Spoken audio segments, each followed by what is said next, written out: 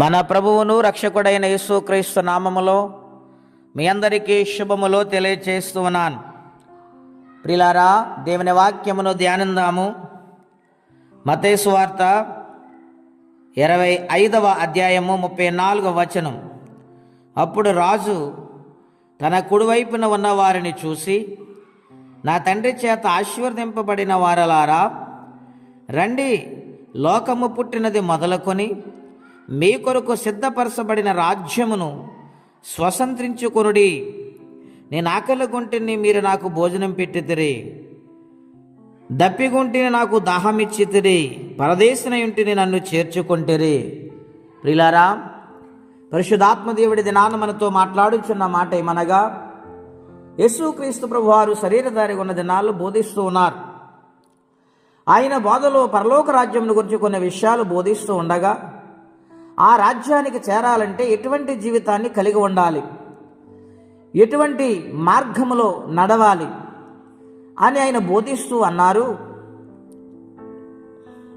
కుడివైపున గొర్రెలు, ఎడమవైపున మేకలు ఉంటాయని, వాటికి తీర్పు జరుగుతుందని, ఈ తీర్పు ఏ విధముగా ఉంటుందో అని ఆయన ఇక్కడ వివరిస్తూ ఉన్నారు.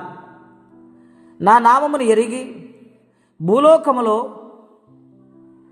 ఆదరించేవారిగా, ప్రేమించేవారిగా, సహాయపడేవారిగా, దాన ధర్మ కార్యాలు చేస్తూ యథార్థమైన హృదయముతో బ్రతికితే, నన్ను సేవిస్తే నిత్య రాజ్యానికి వారసులుగా మారతారు. ఒకవేళ చేర్చుకోకపోతే, సహాయం చేయకపోతే, ప్రేమ లేకపోతే, ఎదుటి వ్యక్తి పట్ల హీనస్థితి కలిగి ఉంటే, అసూయ కలిగి ఉంటే, వారు ఎడమవైపు గుంపుకి వెళ్ళిపోతారు, మేకల గుంపుకి. గనుక ఈ తీర్పులో రెండు ఉన్నాయి. ఒకటి పరలోక రాజ్యము, రెండవది నిత్య నరకం. గనుక ఏ మార్గము కావాలో తెలుసుకోవలసింది మీరని చెబుతూ ఈ మాటలు చెప్తాయని ఉన్నారు. నా తండ్రి చేత ఆశీర్వదింపబడిన వారులారా అన్నారు. అవును ప్రియులారా, దేవుడు ఏదైనా పలికారంటే అందులో చాలా ఆత్మీయమైన అర్థం ఉంటుంది. లోకము పుట్టినది మొదలుకొనని అన్నారు ఆయన అని, తండ్రి చేత ఆశీర్వదింపబడిన వారులారా అన్నారు. ఎంత గొప్ప ప్రణాళిక ఆయన కలిగి ఉన్నారండి.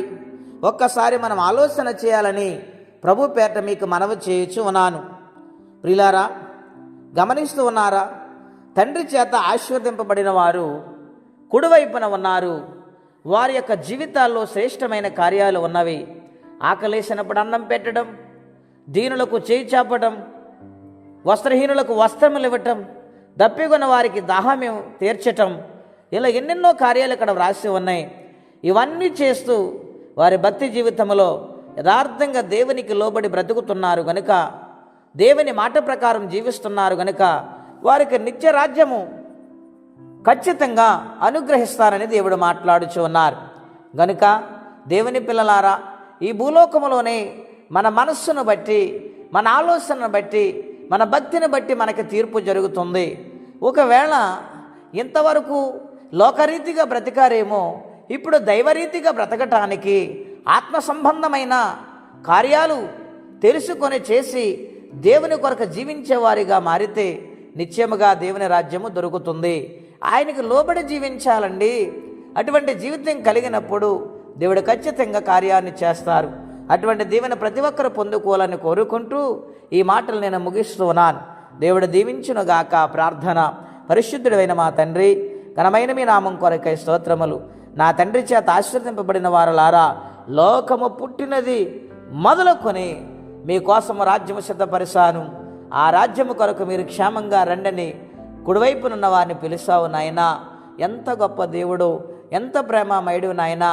నాయన, మా పట్ల ఎంత ప్రణాళిక మీరు కలిగి ఉన్నారు ఈ మాటల ద్వారా మాకు అర్థమవుతుంది. కనుక నీ సన్నిధిలో ఎల్లప్పుడూ లోబడి జీవించేవారిగా నాయన, మాకు సాధ్యమైనంత వరకు సహాయపడేవారిగా, లోబడేవారిగా కృపా సహాయము దయచేయమని మహిమ, ఘనత, కీర్తి, ప్రభావాలు మీకే చెల్లిస్తూ యేసయ్య నామములో ప్రార్థించి వేడుచున్నాము తండ్రి.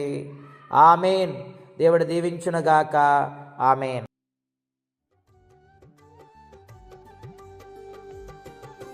ఘనులైన వారే నీ ఎదుటను నన్ను బలమైన వారే ఎందరో